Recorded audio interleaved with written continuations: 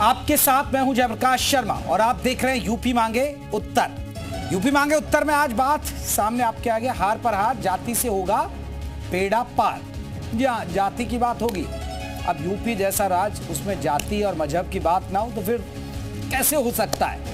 और यूपी मांगे उत्तर में 2027 के चुनाव से पहले दलितों को साधने की सियासत तेज हो गई है। राणा सांगा से शुरू हुआ सियासी विवाद अब यूपी के थानों में अधिकारियों की तैनाती तक पहुंच गया है। अखिलेश यादव पीडीए के नाम पर सरकार को घेरने की लगातार कोशिश कर रहे हैं। हालांकि सरकार भी अखिलेश को उनकी भाषा में जवाब दे रही है। लेकिन इन सबके बीच सबसे बड़ा सवाल यह है, क्या 2027 का चुनाव मुद्दों की बजाय जाति पर लड़ा जाएगा? क्या अखिलेश यादव अब जातियों के ध्रुवीकरण में लग गए हैं? साथ ही आज ही बहस में बात सपा के वजूद की भी होगी। क्यों अखिलेश जिस तरह से दलित वोटों को आक्रामक राजनीति कर रहे हैं, जी हाँ, दलित वोटों पर जिस तरीके से आक्रामक तरीके से सरकार को घेर रहे हैं, उससे साफ हो रहा है कि उनकी नजर बीएसपी के सबसे सॉलिड वोट बैंक, जो कैडर वोटर माना जाता है, उस पर है। पहले रिपोर्ट और फिर इसी मुद्दे पर चर्चा हो रही है। हार पर हार, जाति से होगा बेड़ा पार।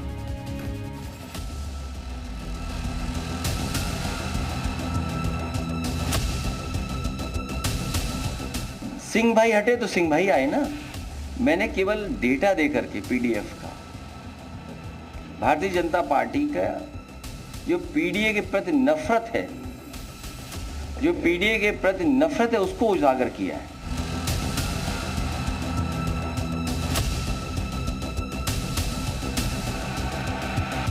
अखिलेश जी लगातार 2-3 जाति समूह को साध लो और काम बन जाए, ऐसा करने की कोशिश कर रहे हैं। क्या बाबा साहब के संविधान में ये था कि 2-3 जातियों को साधो और अपना काम कर लो? बाबा साहब के संविधान में स्पष्ट था कि सबको साथ हम लोग को लेकर के चलना है।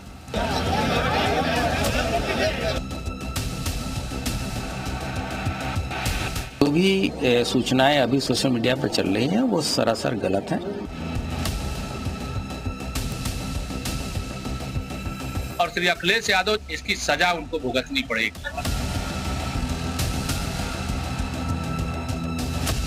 सरकार के समय का उन्होंने लेखा जोखा देखा होगा। समाजवादी पार्टी की सरकारों के समय किस प्रकार से एक परिवार को, एक विशेष जाति को वरीयता दी जाती थी, तो उसी भ्रम में है वो।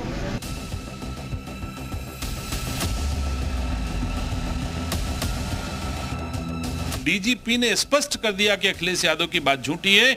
इन जिलों के इन थानों में इतने एक जाति के लोग नहीं पोस्ट हैं, उसके बाद भी अखिलेश यादव सस्ती लोकप्रियता पाने के लिए अगर ऐसे बयान देते हैं तो यह उनकी हताशा का परिणाम ही हम कह सकते हैं।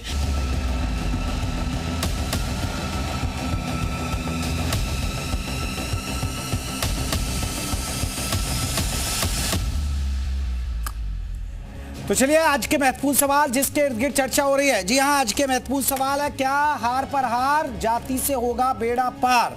तो आज के क्या सवाल है जिस पर हमारी चर्चा होने जा रही है? भाई लाइए स्क्रीन पर जरा। 2027 का चुनाव जाति पर होगा। मुद्दे भूल जाइए, अब जाति पर ही होगा। हालांकि हर चुनाव जाति और मजहब के नाम पर होता है, हिंदू मुसलमान, ये दलित वोट, स्वर्ण वोट, इसी पर ही। अखिलेश को क्यों आ रही है दलितों की याद? बार बार दलितों की याद आ रही है, बार बार दलितों पर। पहले देखिए अपने सपा सांसद, फिर पीडीएफ फॉर्मूला लेकर आए, अब पुलिस अधिकारियों में भी राजनीति ढूंढी जा रही है। अधिकारियों की तैनाती पर सियासत क्यों?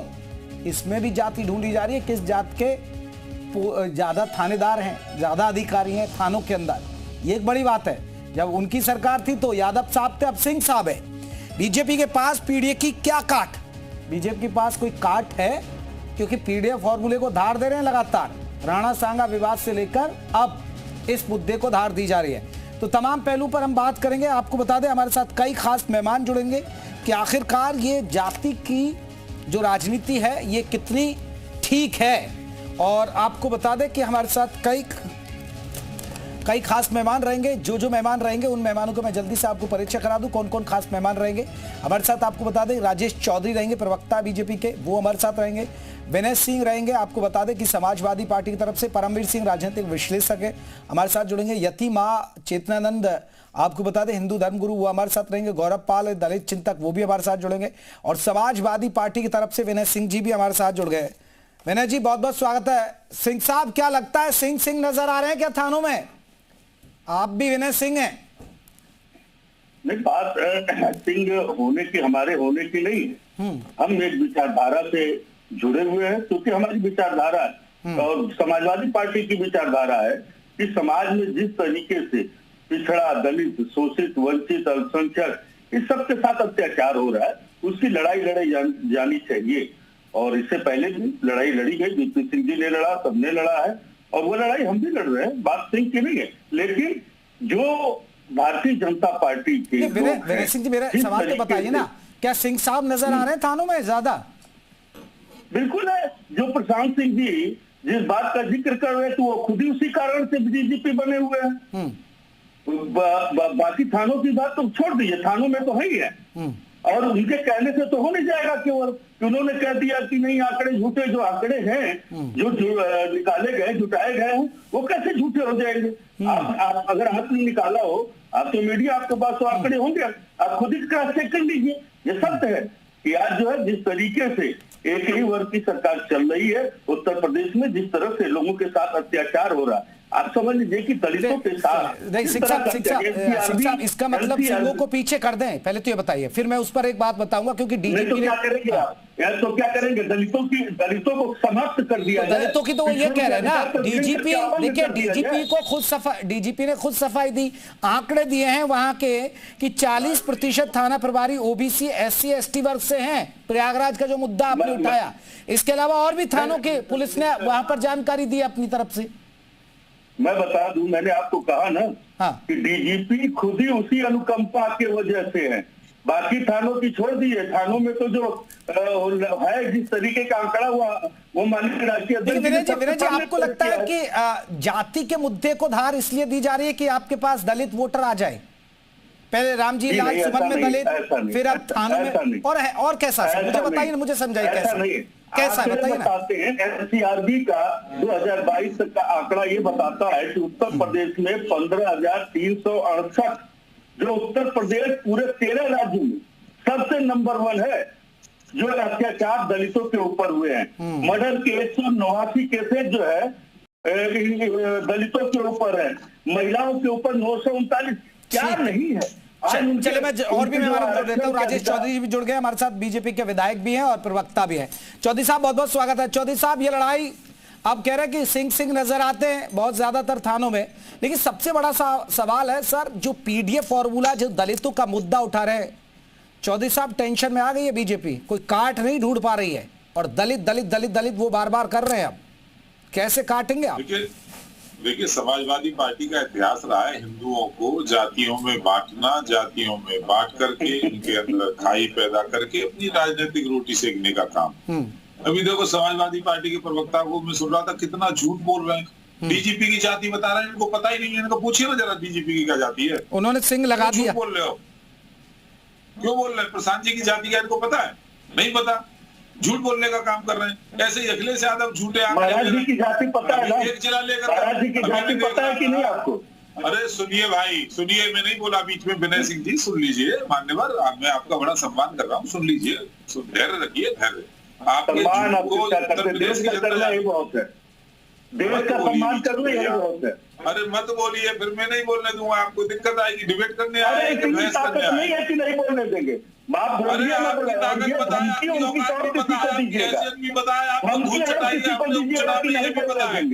और जातिवाद का काम करने का काम समाजवादी पार्टी करती है। Yadav private limited party, Akhilesh Yadav का परिवार, केवल उसके गुलाम हो आप लोग।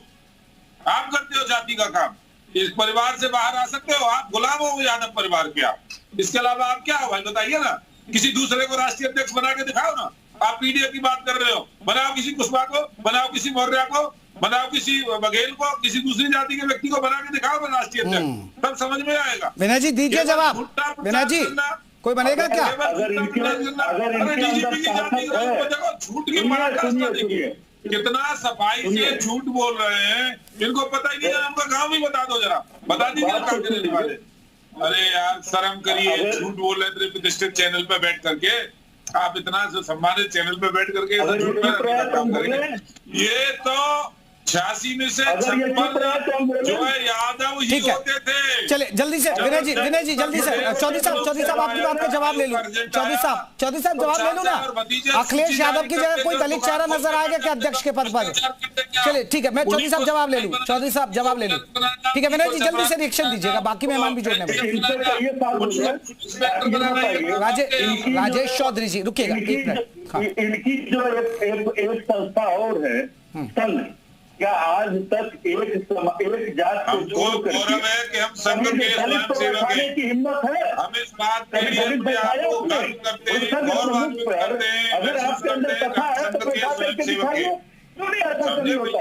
एक बार केवल छत्री समाज से कोई राजपूत समाज से था, नहीं तो आज तक रिकॉर्ड है एक ही समाज एक ही जात के लोग बैठते हैं। पहली चीज। दूसरी चीज सुनिए, सुन लीजिए, दर्द नहीं होना चाहिए, बार बार बोलना नहीं चाहिए बीच में। इन लोगों ने जिस तरीके से चलिए चौधरी साहब रुकिए। चौधरी साहब तो विनय जी रुकिए, बाकी मेहमानों को भी जोड़ लेता हूँ। विनय जी बाकी मेहमानों को भी जोड़ लेता हूँ। चौधरी साहब देखिए, लेकिन चलिए विनय सिंह रुकिएगा। विनय सिंह, परमवीर सिंह भी हमारे साथ जुड़ गए। चलिए मैं थोड़ा काउंट कर लूं। अरे विनय सिंह जी रुकिए। अरे विनय सिंह साहब रुकिए ना। अरे सिंह साहब मैं पहले अपना पैनल तो देख लूं, कहीं सिंह ज्यादा तो नहीं बिठा लिए, क्योंकि उधर मुझे परमवीर सिंह भी नजर आ रहे, उधर विनय सिंह भी नजर आ रहे। मैं देख लूं, उधर चौधरी साहब है और इधर दलित चिंतक गौरव पाल है, यतिमा चित्रानंद, मैं जेपी शर्मा। ठीक है, हमारा देखिए हम 70-30 का रेशो लेके चल रहे हैं। सिंह साहब यहाँ सिंहों की तादाद कम ही है रखी है, विनय सिंह और परमवीर सिंह है। परमवीर जी ये मेरा अनुमान रहा है, जितना मैं यूपी को समझता हूं, जितना यूपी में ग्राउंड पर घूमता हूं, जब अखिलेश का दौर था तो यादव साहब नजर आते थे थानों में, अब सिंह का दौर है तो सर सिंह साहब नजर आ रहे। ये मेरा जो आकलन ये ठीक है? ये तो सियासत होती रहेगी, जरा आप भी समझाइए इस आकलन को। साहब देखिए, रामधारी सिंह दिनकर जी की पंक्तियां हैं, कुछ आज इस मौके पे सटीक बैठेंगे इसलिए पढ़ूंगा उनमें कि तेजस्वी सम्मान खोजते नहीं गोत्र बतला के, पाते हैं जग में प्रशस्ति अपना कर्तव्य दिखला के, जाति जाति का शोर मचाते केवल कायर और क्रूर। जाति साहब एक उपनाम होता है सिर्फ, इसके अलावा और कुछ नहीं होता। बाकी जाति सबकी हिंदू है यहाँ पर, मतलब हिंदू जब हम कहते हैं तो भारत में पैदा हुआ और भारत को अपनी पितृभूमि मानने वाला प्रत्येक व्यक्ति हिंदू है, उसकी धार्मिक आस्था कोई भी हो सकती है, तो जाति की कोई आवश्यकता नहीं है। अब रही बात, देखिए नौकरियों की बात आ रही है, या सिंह साहब बहुत थानों में बैठ गए हैं और बैठ गए हैं। अभी यूपीएससी का रिजल्ट आया है, उसमें तमाम जातियों से जो बच्चे जिन्होंने पेपर पास किया है वो आए हैं। यूपीएससी की प्रतिष्ठित परीक्षा होती है, तो वहां पर सबकी जातियां देखिए, उसमें कौन कौन लोग आ गए हैं वहां पर। तो ये सिर्फ शोर मचा के सिर्फ राजनीति करी जा सकती है, और राजनीति अब नहीं हो पाती है इस तरीके की। ये 90s का दौर था, ये वापस से मंडल वर्सेस कमंडल के एरा की जो पॉलिटिकल थॉट प्रोसेस था उसको। नहीं, लेकिन परमवीर जी आपको ये भी तो समझना होगा कि देखिए पीडीएफ फॉर्मूला इनका चला, पीडीए के बाद अब देखिए अब विधानसभा चुनाव की 2027 की तो तैयारी हो रही है। अब 2027 में रामजी लाल सुमन का मुद्दा कितनी तेजी से उठाया दलित करके, अब फिर यहाँ दलित अधिकारी दलित को जगह नहीं दी जा रही है, अब थानों में सिंह कर दिया। तो ये पॉलिटिक्स तो समझनी होगी ना कि दलित वोट पर नजर है, यानी बहन जी का जो हार्ड कोर वोटर माना जाता है उस पर नजर है समाजवादी पार्टी की। साहब देखिए, नजर तो वो जहां पर उनकी नजर है वो कहीं भी जो ये पीडीए का फॉर्मूला है साहब, ये वोटर को खुश करने के लिए नहीं है, ये सिर्फ टिकट बंटवारे का फॉर्मूला है। ये सब हो हल्ला करने के बाद जहां पर दिखाई देगा कि कुछ लोग हमारे जाल में फंस रहे हैं, तो वहां पर टिकट दिया जाएगा उनके लोगों को। अगर जाति से ऐसा होने लगता तो कितने साथ देखिए अरबों रुपए खरबों रुपए के हो गए हैं जो जाति के सूरमा थे, वो आज पर्सनली लेवल पर अरबों रुपए की संपत्ति के मालिक हैं। लेकिन जिस जाति का नाम लेकर आगे बढ़े थे वो जाति आज भी वही है। पीढ़ी दर पीढ़ी अपना सोशल इंजीनियरिंग करके या बात करी जा रही है कि अपलिफ्टमेंट होगा, लोगों का नीचे से उठाया जाएगा, लेकिन अपलिफ्टमेंट कुछ लोगों चलिए ये आप मान रहे हैं परमवीर जी, जनता जागरूक है और जनता जानती है कि उसका हित किसने देखा है। यतिमा चित्रानंद सरस्वती जी को भी हम जोड़ लेते हैं, हिंदू धर्मगुरु है। यतिमा चित्रानंद जी, तमाम हिंदू धर्मगुरु बीजेपी की तरफ से भी बड़े बयान आए कि बटेंगे तो कटेंगे, एक रहेंगे तो नेक रहेंगे। लग नहीं रहा है यहाँ तो मैडम दलित बात हो रही है, यहाँ तो लग रहा है कि हिंदू जातियों में बटेगा। पीडीएफ देखिए शर्मा जी, पीडीएफ फॉर्मूला तो फेल हो गया ना जब कुंभ लगा, 56 करोड़ लोग नहाने पहुंचे, किसकी वहाँ क्या किसकी जाति देखी जा रही थी? वहाँ जाति ढूंढकर बता पा रहे थे क्या अखिलेश यादव की ये दलित है और ये यादव है और ये इस जाति का व्यक्ति है? सब एक घाट पे स्नान कर रहे थे, ध्वस्त कर दिया हिंदुओं ने पीडीएफ फॉर्मूला। तो ये तो सिर्फ राजनीति करनी है, पता है कि हम कहीं खड़े हुए नहीं हैं, हर जगह हार का सामना कर रहे हैं और हिंदुत्व की प्रखरता और प्रबलता इनको पसंद नहीं आ रही, क्योंकि हिंदू विरोधी हैं। जितने बयान आप देख लीजिए, रामचरितमानस को जलवाने वाले लोग ये नहीं समझ पा रहे कि रामचरितमानस लिखी किसने थी। तो मुझे लगता है कि इनसे बड़ा धर्म विरोधी, इनसे बड़ा सनातन विरोधी और तो फिर अखिलेश यादव बार बार दलित की बात कर रहे हैं। जाति विरोधी, मैं तो ये भी कह रही हूँ कि इनसे बड़ा जाति चित्तरंजन जी, तो इसमें देखिए पॉलिटिकल पार्टियों को जरूरत भी तो वोट बैंक की है, और विपक्ष के नाते अगर वो दलितों का मुद्दा उठा रहे, पिछड़े दलितों का मुद्दा उठा रहे, तो गलत क्या है? दलित बेटियों के मुसलमानों द्वारा बलात्कार कर दिए जाते मुद्दे नहीं उठते, लेकिन हाँ, हाथरस में किसी दलित बच्ची का कोई मामला आता है तो जोर शोर से वहाँ ये जो सिलेक्टिव अप्रोच के साथ बातें की जा रही है ना, ये समाज समझ रहा है और समाज को पता है, सनातन को पता है कि उसको कहाँ जाना है, उसकी सुरक्षा किसमें है। जो कुछ भी ये लोग कर रहे हैं, हिंसा की आग में झोंकने का, उत्तर प्रदेश को करने का प्रयास किया जा रहा है, वोटों के बंटवारे के लिए दलितों को बांटने का काम किया जा रहा है। लेकिन जिस दलित समाज की राजनीति ये करना चाहते हैं, चलिए मैं लौटूंगा गौरव पाल जी से भी रिएक्शन लूंगा कि वाकई में दलित चिंतक है, वो हमारे साथ जुड़े हुए हैं। पहले मैं देखिए बीजेपी ने भी लगातार पलटवार हो रहे हैं बीजेपी की तरफ से, इस पर पहले वो सुना देता हूं, फिर मैं लौटता हूं अपने मेहमानों के पास। समाजवादी पार्टी की सरकार थी जिसने आदेश किया था कि सभी प्रकार की भर्तियां बंद रहेंगी, इनके ऊपर रोक रहेगी, किसी को भर्ती नहीं करेंगे। विशेष रूप से बात करूं तो उत्तर प्रदेश पुलिस की भर्ती, जो कि एक बहुत ही अच्छी पारदर्शी व्यवस्था में आ चुकी थी, कंप्यूटर बेस्ड एग्ज़ाम था, सीसीटीवी था, सब कुछ था। अखिलेश यादव जी ने बड़ी कोशिश की कि किसी तरीके से इसको, जैसे उनकी 2004 से 7 वाली सरकार थी, उस तरीके का बना दें, लेकिन सफल नहीं हुए। तो फिर इन्होंने एक नया तिकड़म किया कि इसमें 10वीं और 12वीं के नंबरों के आधार पर भर्ती की जाएगी, वो भी नहीं कर पाए, उसमें सफल नहीं हुए।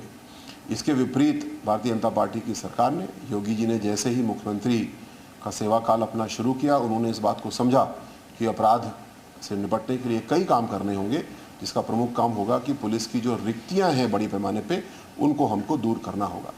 1,60,000 पुलिसकर्मियों को पिछले 8 साल में भर्ती करने का काम योगी जी ने किया।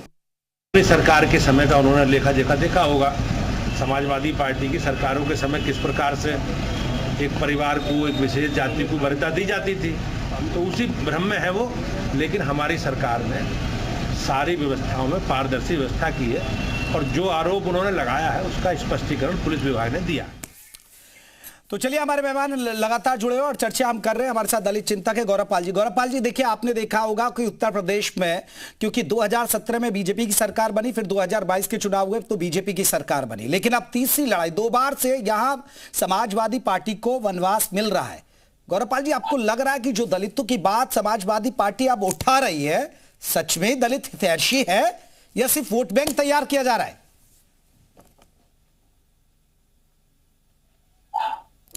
गौरव जी, मुझे सुन पाए आप? चलिए, गौरवपाल तक ऑडियो नहीं पहुंचा। राजेश चौधरी जी, एक बड़ा सवाल है। राजेश चौधरी जी, एक सबसे बड़ा सवाल है कि देखिए पीडीएफ फॉर्मूला इनका हिट रहा और इसलिए कहीं ना कहीं अब वो पीडीएफ को धार दे रहे हैं, तो इसमें गलत क्या है? और विपक्ष मुद्दे नहीं उठाए, क्यों ना उठाए मुद्दे? भाई उनका काम है और आपको तो जवाब देना पड़ेगा। बिल्कुल ठीक बात है शर्मा जी, इनको मुद्दे उठाने चाहिए। अब मैं घटना बताऊंगा आपको, पश्चिम बंगाल के मुर्शिदाबाद में जो मुसलमानों ने घर जला दिए 400 साढ़े 400 के लगभग, उसमें 70% दलित और पिछड़े लोग हैं। आप सोचिए, जिनको राहत कैंप में जाकर के रहना पड़ रहा है, उनको मारा गया है, उनके घर जला दिए, दुकानें जला दी, प्रतिष्ठान जला दिए, लूट ले गए, सोने चांदी के छोटे मोटे कोई आइटम थे तो वो सब ले गए। कभी समाजवादी पार्टी के किसी हैंडल से या किसी टीवी चैनल में बयान आपने देखा है? नहीं सर, बयान आया था, वो कह रहे कि बीजेपी करवा रही है सब, बयान तो आया था ना। क्योंकि वहां इनके सामने मुसलमान है, मुसलमानों के खिलाफ बोल नहीं सकते, इनको मुस्लिम तुष्टीकरण की नीति अपनानी है, वहां पे दही जम जाएगा इनके मुंह के अंदर। बंगाल पे नहीं बोलेंगे। और मैं कहूंगा ये जितने दलित हितैषी बनना है, मायावती के साथ क्या किया था जी आपने, जरा बताएंगे? स्टेट गेस्ट हाउस के अंदर मायावती जी की जो जान लेने का काम किया था, कौन थे वो समाजवादी पार्टी के गुंडे नहीं थे क्या? वो भूल जाएगा उत्तर प्रदेश, भूल जाएगा ये देश। मायावती दलित की बेटी नहीं थी क्या? तब कहां गए थे आप लोग? केवल सत्ता हथियाने के लिए ये काम करते हैं और इनकी काट की हांडी एक बार चढ़ गई, ये डर दिखा रहे थे कि आरक्षण खत्म हो जाएगा, संविधान समाप्त हो जाएगा। इसके बावजूद मोदी जी तीसरी बार शान से प्रधानमंत्री बने देश के और एक रिकॉर्ड बनाया है। 1962 के बाद नरेंद्र मोदी जी देश के तीसरी बार प्रधानमंत्री बने और आज वो दलितों के हित में, गरीबों के हित में, पिछड़ों के हित में काम कर रहे हैं। इनको हजम नहीं होता है, इसलिए झूठ बोलने का काम करते हैं। अब अखिलेश यादव जी जो उत्तर प्रदेश के मुख्यमंत्री हैं वो झूठ बोल रहे हैं। अब कल्पना करिए क्या स्तर इन लोगों का हो गया है। वो आंकड़े दे रहे हैं और डीजीपी महोदय बता रहे हैं आकर के आप देखिए। यही सवाल विनय सिंह जी, एक बड़ा सवाल देखिए विनय सिंह जी, आप ठीक है और देखिए विपक्ष के नाते आपको उठाना भी चाहिए, लेकिन जिस तरह राजेश चौधरी जी भी आरोप लगा रहे हैं कि गेस्ट हाउस कांड को याद दिला रहे हैं, और सर एक दो लाइन मैं भी चीज जोड़ देता हूं, और आप पर यह भी आरोप लगते हैं जब समाजवादी पार्टी की सरकार होती है तो दलितों की पिटाई होती है। मानते हैं कि ये आरोप लगते हैं कि यादव मारते हैं गरीबों को, दलितों को मारते हैं, रेडी खोमचे वालों को रेडी नहीं लगाने देते, उनसे सामान उठा लेते हैं। लेकिन विनय जी ये भी आरोप लगते हैं कि आपने देखिए मायावती ने कितने दलित महापुरुषों के नाम पर जिले बनाए, सब बदल दिया आपने, यूनिवर्सिटी का नाम बदल दिया, बहुत सारे आरोप है। ऐसा नहीं है कि दलितों के लिए आपने बहुत कुछ कर दिया। अब आप बराबर से जितने लोगों ने प्रश्न उठाए सबका जवाब है। पहली बात आपने कहा कि बहन जी को गेस्ट हाउस कांड की बात की, जब हमारा समझौता बीच में हुआ है, बहन जी आकर के टीवी पर बकायदे उन्होंने बोला है कि इस कांड से अखिलेश यादव जी से, माननीय अखिलेश यादव जी से कोई मतलब नहीं है। भारतीय जनता पार्टी केवल अपना, बीच में मत बोलिए, बीच में मत बोलिए, बदल जाएगा। आपके बीच में नहीं बोल रहा था मैं, इतिहास बदल जाएगा। पक चिल्लाते रहते हैं, घटना बदल तो उन्होंने बकायदे बयान देकर के इस चीज को क्लियर किया था कि अखिलेश, माननीय अखिलेश जी से कोई मतलब, पहली चीज। दूसरी बात उन्होंने कहा मुजफ्फराबाद की बात की, मुजफ्फराबाद में जो बंगाल में जितने लोग भी पकड़े गए हैं उनको बंगला बोलना ही नहीं आता, वो कहीं बिहार से और कहीं से ले आए गए हैं भारतीय जनता पार्टी के द्वारा दंगा कराने के लिए। ये सब भारतीय जनता पार्टी का सुनियोजित दंगा है। वो ये भारतीय जनता पार्टी जहां सत्ता में नहीं रहती है वहां दंगा चेक कराती है। पहली चीज, हमारी बहन ने कहा कि वाल्मीकि जी की बात किया कि उन्होंने रामायण, अरे इस चीज को तो स्वीकार कीजिए, कलाम साहब भी तो थे इस देश की शान थे। क्यों नहीं आप लोग मुसलमानों को सम्मान देते हैं? क्यों मुसलमानों से आप जो है ईर्ष्या करते हैं? बात करेंगे, बड़ी बड़ी प्रवचन देंगे, लेकिन कभी झुग्गियों में प्रवचन देने नहीं जाएंगे, प्रवचन वही देने जाएंगे। विनय जी सवाल ये है ना, जब डीजीपी खुद सफाई दे रहे हैं, डीजीपी ने खुद बयान दिया कि आप झूठ बोल रहे हैं और गुमराह कर रहे हैं, और कई थानों की पुलिस ने भी अपने आंकड़े बता दिए कि भाई ये थाने के ये थानों में इतने तैनात थे, आप उस पर ही भरोसा नहीं कर, फिर कौन झूठा है? ये झूठ बोल रहे हैं। आंकड़े अगर उन्होंने बताए हैं तो प्रेषित कर दें। इससे पहले भी सदन में पूछा गया था, 56 में जो 46 में 56 था, वो आंकड़े दे दें। आज तक आंकड़े, ये लोग झूठ की पाठशाला, जितने प्रवक्ता आते हैं, ठीक है, झूठ की पाठशाला, राजेश चौधरी जी, झूठ की पाठशाला से निकल के आके स्क्रिप्ट लेकर के आते हैं, उसी स्क्रिप्ट को पढ़ना रहता है, उस स्क्रिप्ट से बाहर नहीं जा सकते हैं। इन लोगों को केवल नफरत फैलाना है। और सुन लीजिए पूरी बात, अगर आप हमें समझिए तो पूरी बात सुनिए। बराबर है, पाए चिल्लाते रहे बीच में, ये पक चिल्लाते रहे बीच में, इनका अमनी जमनी ये सब चलता रहेगा। बात तो सुनिए ना, के अंदर अखिलेश यादव आप अगर हमें समय दिए तो पूरी बात सुनिए। मुख्यमंत्री रहते हुए ये बात करते रहेंगे, इन सब लोगों के पास कोई काम नहीं है। होकर के चुका है, वहां इनकी जो है पराजय हुई है, और आने वाले 2027 में मालूम पड़ जाएगा कि योगी जी को उत्तर प्रदेश के लोग चाहते हैं या अखिलेश यादव को चाहते हैं। ठीक है, 2027 की यही तो जंग है ना, इसी पे जंग पे। चलिए हमारे साथ गौरवपाल है, गौरवपाल का रुख कर लेते। गौरवपाल, आप दलित चिंतक है, जरा बताइए कौन है सच्चा हितैषी? ये समाजवादी पार्टी, विनय सिंह जी देखिए कितने लोग आपके लिए वकालत कर रहे हैं, लड़ाई लड़ रहे हैं, सही लड़ रहे हैं ना? देखिए 20% वोटों का मामला है। जब समाजवादी पार्टी जो बात उठा रही है कि कितनी पोस्टिंग है पीडीए वर्ग की, खासकर दलित वर्ग की, पिछड़े वर्ग की, देखा जाए सवाल वाजिब है, लेकिन पीडीए वर्ग जो है, वो दलित वर्ग जो है, जो पिछड़ा वर्ग जो है, वो कैसे विश्वास कर ले समाजवादी पार्टी के ऊपर? क्योंकि जब इनकी सरकार थी उस समय समाजवादी पार्टी ने दलित पिछड़े वर्ग के लिए ज्यादा कुछ खास नहीं किया। तो मुद्दा सही है, लेकिन अखिलेश यादव पर विश्वास जो है वो पिछड़ा वर्ग और दलित वर्ग नहीं कर पाएगा, और पिछड़ा वर्ग में भी खासकर अति पिछड़ा वर्ग। तो अब अखिलेश यादव जानते हैं कि बिना दलित वोटों के वो 27 में बीजेपी को नहीं हरा सकते। उनके पास मुस्लिम और यादव वोट है, लेकिन मुस्लिम और यादव वोट की संख्या उतनी नहीं है कि बीजेपी को हरा सके।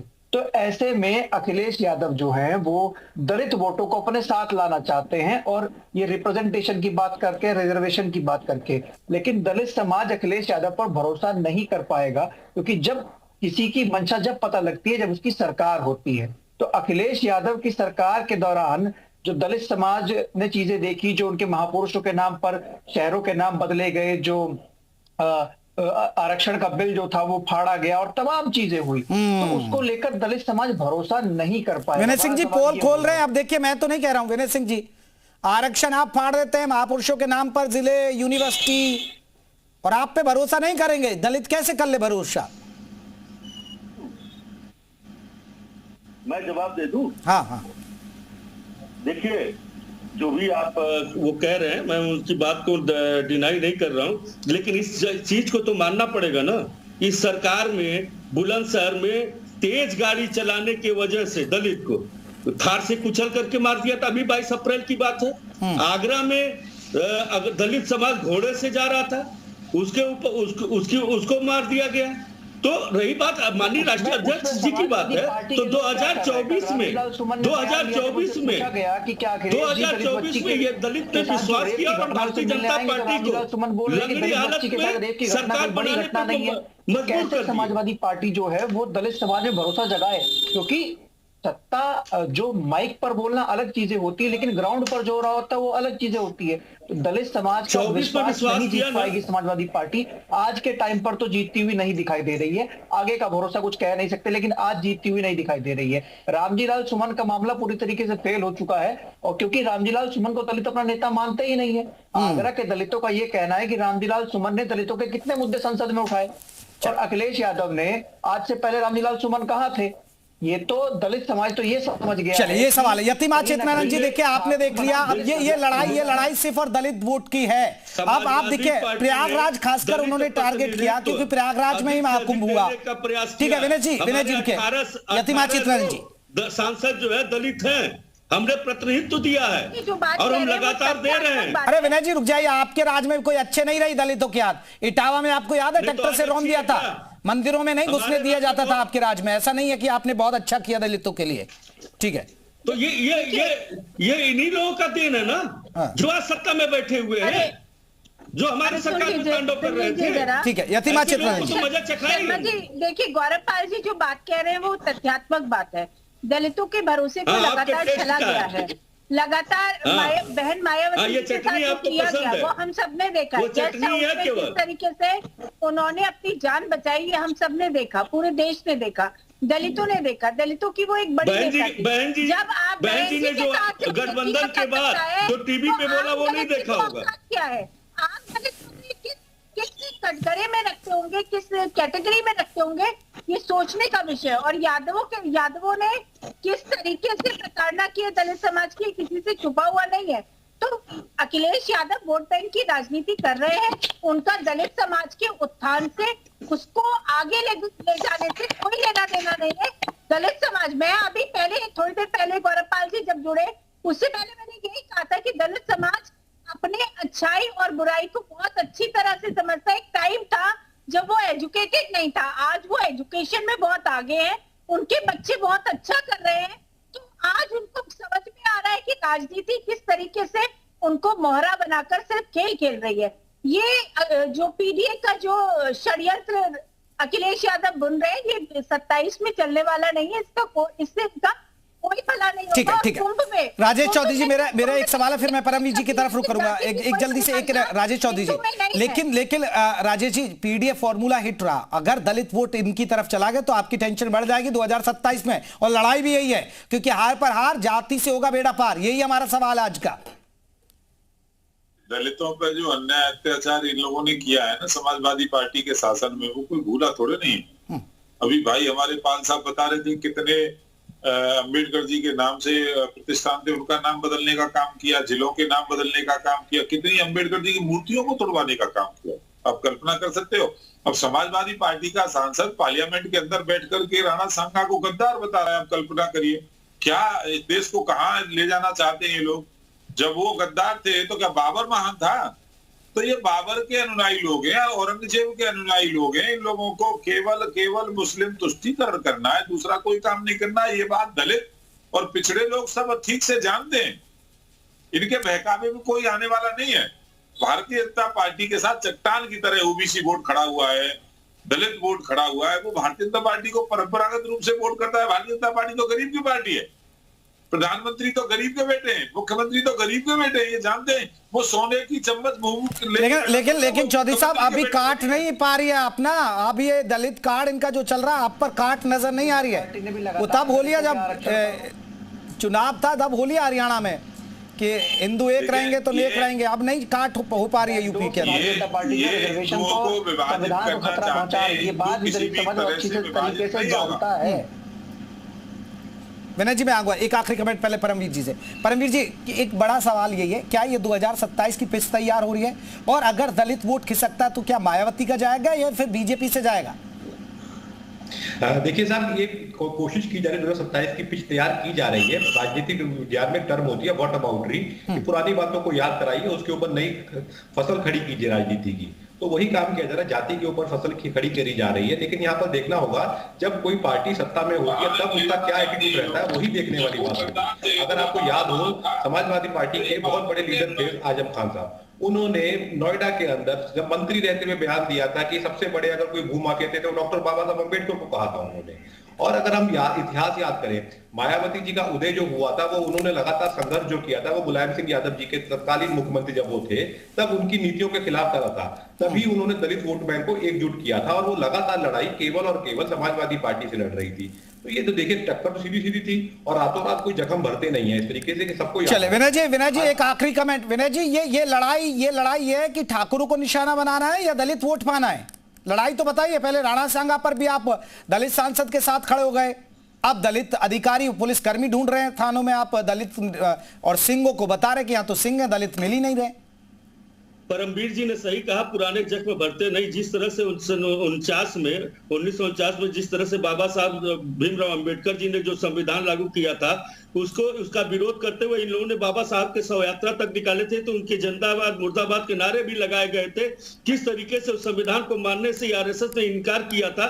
दलितों की कभी तहसील रही नहीं है, सारे लोग जानते। और अभी ये जो कह रहे थे कि दलित जो है एजुकेटेड, कहाँ? बाबा साहब का संविधान था, बाबा साहब के संविधान के बदौलत जो है आज दलित जो है, चाहे पिछड़ा वर्ग, चाहे जो भी शोषित वर्ग जो आज एजुकेटेड है। आपकी तय नहीं, आप तो उनके अधिकार को छीनना चाहते हैं, सारी नौकरियों में प्राइवेटाइजेशन करके। चलिए सर, कौन किसका अधिकार छीन रहा, लेकिन ये पिच तैयार हो रही है सिर्फ 2027 की, और अभी तो बार लोगों को दलित सुनना पड़ेगा। बहुत बहुत शुक्रिया आप सभी मेहमानों का। यूपी मांगे उत्तर में बस इतना ही। हार पर हार, जाति से होगा बेड़ा पार, क्योंकि यूपी की राजनीति तो बिना जाति और मजहब चलती नहीं भाई।